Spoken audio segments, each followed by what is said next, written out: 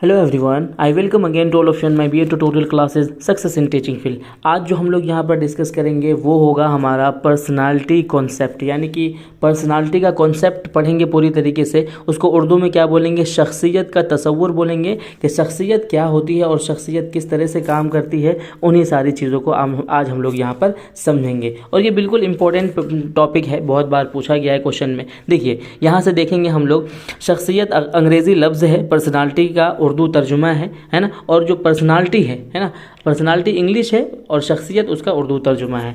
और पर्सनालिटी लातीनी ज़बान जो पर्सोना से माखूज़ है, जिसके माने हैं नकाब, जो हम मुंह में लगाए रहते हैं, या मास्क जो मुंह में लगाए रहते हैं। दरअसल स्टेज पर अदाकारी के दौरान अदाकार जिसका रोल निभाते थे उसका मास्क अपने चेहरे पर लगा लिया करते थे, यानी मास्क पहनकर उसकी शख्सियत को अपना लिया करते थे।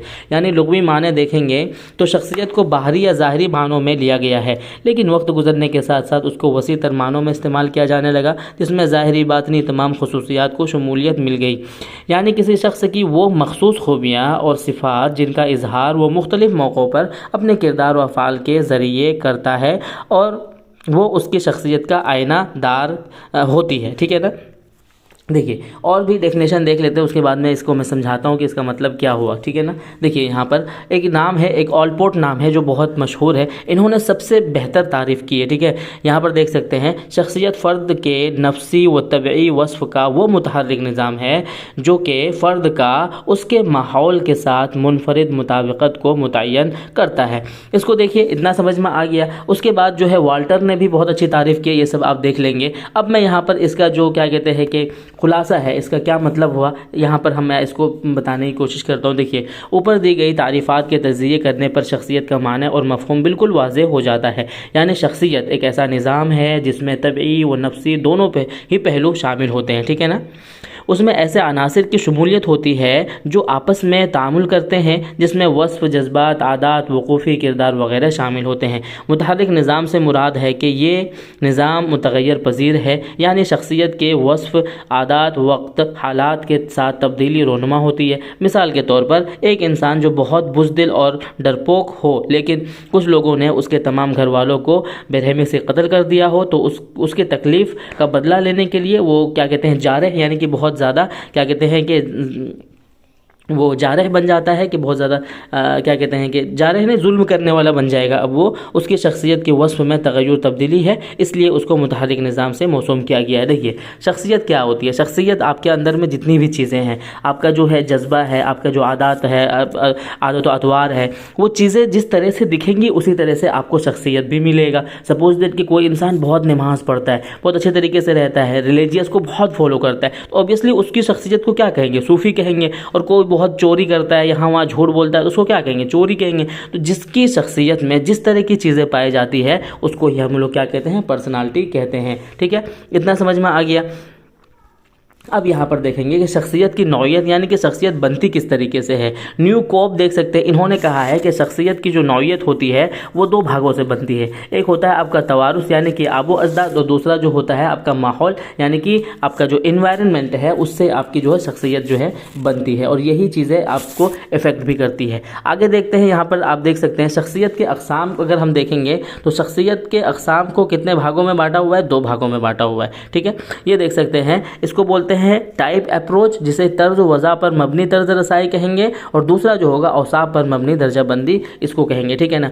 अब जो है तर्ज पहला जो होता है, इसमें बहुत सारी बातें कही गई है, लेकिन मैं बताता हूँ। देखिए इंसान की जो तर्ज होते हैं, जैसे कि सपोज दैट किसी सिचुएशन को मैंने देखा कि बहुत गंभीर है, तो मैंने एकदम गुस्से से कहा, और कुछ लोगों ने बहुत ही उसको क्या कहते हैं कि बहुत ही नरम दिली से कहा, और तो मेरा जो तर्ज वज़ा की बिना पर मुझे क्या कह दिया जाएगा, मुझे कह दिया जाएगा कि बहुत गुस्से वाला है, उसकी शख्सियत बहुत गुस्से वाला है। जिसने बहुत ठंडे मिजाज से किया उसके तर्ज को कहा जाएगा बहुत ठंडे मिजाज का, वो क्या कहते हैं वो है। तो इस तरीके से इसको बांटा गया है, और उसके बाद जो है इसकी बहुत सारी जो है तारीफ़ें भी दी गई है, उसमें आपको नहीं पढ़ना है। ठीक है, आपको बस यही इसी तरीके से जैसे मैं बता रहा हूँ उसी तरीके से आपको डेफिनेशन बता देना है, इससे ज़्यादा और कुछ भी नहीं है। ठीक है, अब उसके बाद होता है आपका यहाँ पर औसाफ पर मबनी जो दर्जाबंदी होती है। ठीक है, एक तर्ज पर था, दूसरा था आपका औसाफ पर जो मबनी दर्जाबंदी होती है, वो क्या होता है। देखिए वस्फ़ शख्सियत की किसी ऐसे नुमाया खुसूसियत को कहते हैं जो कि अफराद की निशानदही करने और एक दूसरे से अलग करने में मददगार होते हैं। यानी कि वस्फ किसी शख्स की नुमाया और पायदार खुसूसियत का नाम है।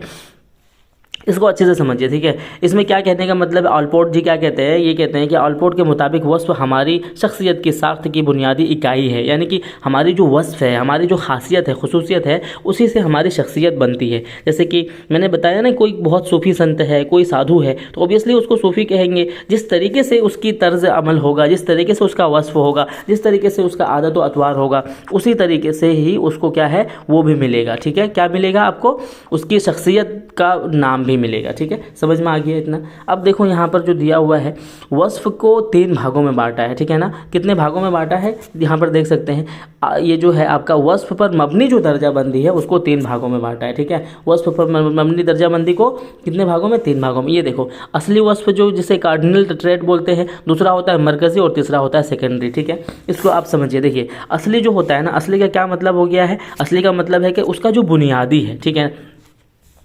यानी कि हर जगह पर वो चीज़ दिखा, जैसे कि अगर कोई इंसान जो है मजाक निगार है, यानी कि हर बात में मजाक करता है, हर बात में किसी बात को मजाक में ले लेता है, मजाक में करता है, हर बात को मजाक में बना करके आपको पेश करता है, तो ये इसका क्या है, ये इसका जो है असली वस्फ है, ठीक है। क्योंकि हर जगह पर अगर कोई सीरियस मूड में भी तो भी ये मजाक निगार में है, कोई अगर बहुत गलत घटना हो गया तो भी मजाक निगार में ही इसका मिजाज है, तो उसको क्या कहेंगे, असली वस्फ कहेंगे। एक होता है सेंट्रल वस्फ, ठीक है। सेंट्रल वस्फ में कुछ चीज़ें आती है, जैसे कि आपका ईमानदारी हो गया, बुज़दिली हो गया, शर्मिलापन हो गया, जारजियत हो गया। तो ये चीज़ें जो जारहियत है, तो ये चीज़ें निकल के आ जाती है आपकी, ठीक है। आप ना भी चाहते हो तो भी आपकी निकल जाती है। देखिए, उसके बाद होता है आपका सेकेंडरी, ठीक है। यहाँ पर देख सकते हैं सेकेंडरी वस्फ होता है कि जो कि टाइम टू टाइम जो है आ जाते हैं, जैसे कि आपका लालचीपन हो गया, खुदगर्जी हो गया, तो इसको हम सेकेंडरी बोलते हैं। बाकी चीज़ों को आप खुद से पढ़ लेंगे, बहुत सारी चीज़ें इसमें नहीं है। उसके अलावा वो पोर्टल का था।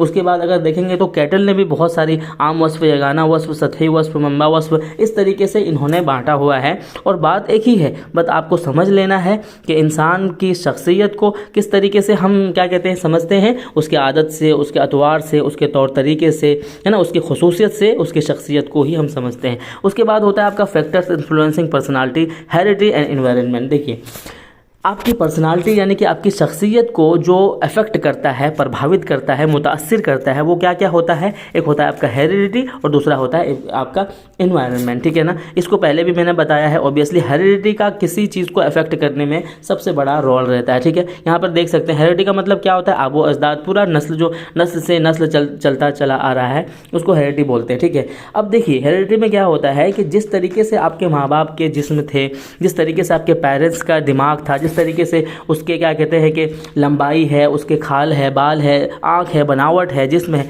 जिस तरीके से रहेगा, ये सारी चीज़ें आपको कहाँ देखने के लिए मिलेगा, ये सारी चीज़ें जो है आपको हेरिडिटी में देखने के लिए मिलेगा, ठीक है ना। उसके बाद देख सकते हैं आप यहाँ पर जो है, उसके बाद आपका होता है इन्वायरमेंट। इन्वायरमेंट में क्या क्या चीज़ें आ जाती है, आपके जितने भी माहौल होते हैं ना, वो सारी चीज़ें आ जाता है इन्वायरमेंट में। जितने जो भी माहौल आपने देखा है, जिस माहौल में आप रहे हैं, वो सारा चीज़ जो है आपकी पर्सनालिटी में देखने के लिए मिलता है।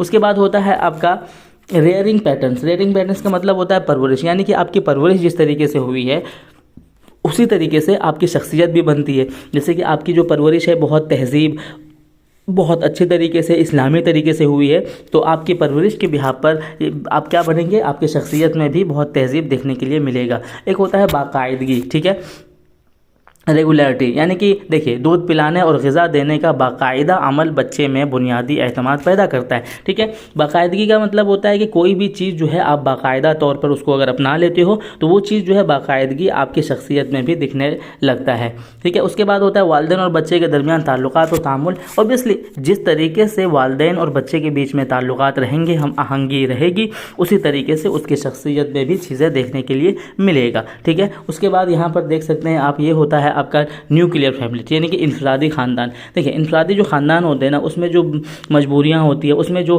तरीके होते हैं, उसमें जो चीज़ें हमें झेलनी होती है, वो सारी चीज़ें जो है न्यूक्लियर फैमिली के अकॉर्डिंग हमारे शख्सियत में वो चीज़ दिखने के लिए मिलता है।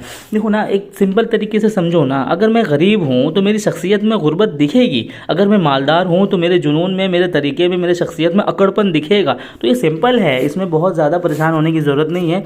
बस इन्होंने बहुत बातों को फैलाने के लिए, चीज़ों को क्या उसके बाद होता है आपका नेबरहुड। ऑब्वियसली नेबरहुड का भी आपके ऊपर क्या कहते हैं कि जोर पड़ता है, असर पड़ता है। आप अपने नेबरहुड की तरह से ही आप जाने जाते हो। आपके जैसे नेबरहुड करते हैं वैसे आप अपने घरों में देखो, लेडीज़ को देखो, अगर आपके नेबरहुड में लोग क्या कहते हैं कि ऐसे ऐसे कपड़े पहनते हैं तो वो भी पहनने शुरू कर देंगे। तो ये भी आपके शख्सियत में दिखना शुरू होता है। समाज का जो होता है, समाज का जो क्या कहते हैं कि असर होता है वो भी आपकी शख्सियत में देखने के लिए मिलेगा। सपोज दैट कि अगर मैं क्या कहते हैं कि ऐसे समाज, मुस्लिम समाज में रहता हूँ, तो मेरे अंदर में जो समाजी पहलू है वो भी क्या कहते हैं देखने के लिए मिलेगा। उसको शख्सियत का पहलू कहेंगे, है ना। उसके अलावा जो होता है आपका जो होता है ये होता है स्कूल में जो बच्चे पढ़ते हैं, ठीक है ना। तो ये सारी चीज़ें जो है आपके शख्सियत को क्या करते हैं, मुतासिर करते हैं, ठीक है। आई होप कि ये भी आपको समझ में आया होगा।